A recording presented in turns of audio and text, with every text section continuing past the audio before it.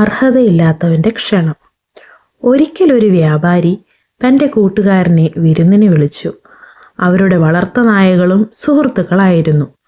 അതുകൊണ്ട് വ്യാപാരിയുടെ നായ സുഹൃത്തിൻ്റെ നായയും ക്ഷണിച്ചു. നിന്റെ യജമാനൻ്റെ കൂടെ നീയും വരണം കേട്ടോ. തീർച്ചയായും, ക്ഷണിച്ചതിന് നന്ദി.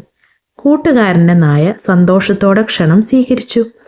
വ്യാപാരിയുടെ വീട്ടിലേക്ക് തൻ്റെ യജമാനനോടൊപ്പം ചെന്ന നായ അവിടുത്തെ അടുക്കളയിലെ ഒരുക്കങ്ങൾ കണ്ട് അമ്പരന്ന് നിന്നു. ഹോ, എത്ര തരം ഭക്ഷണങ്ങൾ!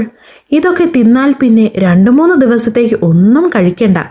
എന്നെ ഇവിടേക്ക് ക്ഷണിച്ചതിന് എൻ്റെ സുഹൃത്തിനോട് എത്ര നന്ദി പറഞ്ഞാലും മതിയാകില്ല. കൂട്ടുകാരൻ്റെ നായ ഇങ്ങനെ ചിന്തിച്ചുകൊണ്ട് വാലാട്ടി അവിടെ നിന്നു.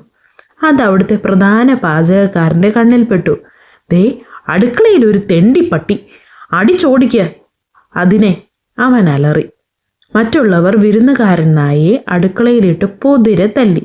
അത് കണ്ടു നിൽക്കാനേ വീട്ടുകാരൻ നായയ്ക്ക് കഴിഞ്ഞുള്ളൂ. യജമാനൻ്റെ കൂട്ടുകാരന് കിട്ടുന്ന പരിഗണന തൻ്റെ കൂട്ടുകാരന് കിട്ടില്ലെന്ന് അവൻ അപ്പോഴാണ് മനസ്സിലായത്.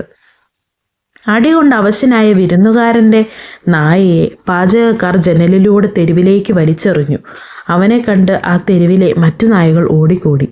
എങ്ങനെയുണ്ടായിരുന്നു വിരുന്ന്? അവർ ചോദിച്ചു. ഗംഭീരം. എന്തൊക്കെയാണ് അവിടെ ഉണ്ടായിരുന്നതെന്ന് പറയാനാവില്ല. അവിടുന്ന് പുറത്തേക്ക് വരാൻ പെട്ട പാട്. ഏത് വഴിക്കാണ് ഞാനിവിടെ എത്തിയതെന്ന് പോലും എനിക്കറിയില്ല. സങ്കടം മറച്ചുവെച്ച് പുഞ്ചിരിച്ചുകൊണ്ട് അവൻ പറഞ്ഞു. അർഹതയില്ലാത്തവൻ്റെ ക്ഷണം സ്വീകരിച്ചാൽ അപമാനമാകും ഫലമെന്ന് അവൻ മനസ്സിലാക്കി.